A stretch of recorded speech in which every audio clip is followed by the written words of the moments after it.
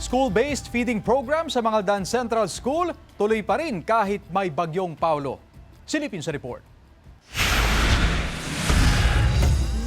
Alas 9 ng umaga kanina, dala-dala na ni Lola Rosini ang isang eco bag papunta sa Mangaldan Central School. Ngayong araw kasi nakaschedule ang pamamahagi ng pagkain sa ilang mag-aaral ng paaralan. Hindi alintana ni Lola ang masamang panahon dahil para raw ito sa tatlo niyang apo na kindergarten. Sayang po talaga ito, malaking tulong.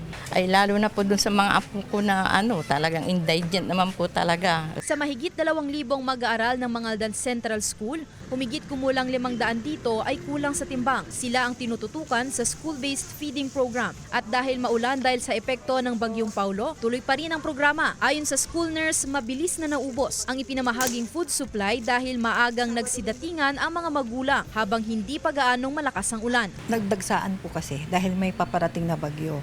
Baka mag-moist lang yung mga commodities namin kaya binigay na po sa kanila lahat. At dahil ilang araw na ring walang pasok sa mga pampublikong paaralan sa bayan magmula pa noong manalasa ang super bagyong Nando, balik muna sa asynchronous learning ang mga bata. Ang problema nga lang, hirap daw mag-adjust sa mga bata pag bumalik na sa face-to-face classes. Sa ngayon po kasi ang tinututukan ng bawat school po ay yung reading. So pag may mga ganitong suspension, syempre hindi po natin maiwasan na di-delay po yung parang intervention. Mga teachers naman po willing naman po na i-cope up kung ano po yung nawala po doon sa araw ng suspended po ang klase. Hiling ng pamunuan ng paaralan sa mga magulang at guardian na tulungan sa kanilang modules ang mga bata lalo na ang paghasa sa kanilang abilidad na magbasa. Kasama si Daryl Peralta, Sandy Salvacio, One North Central Luzon.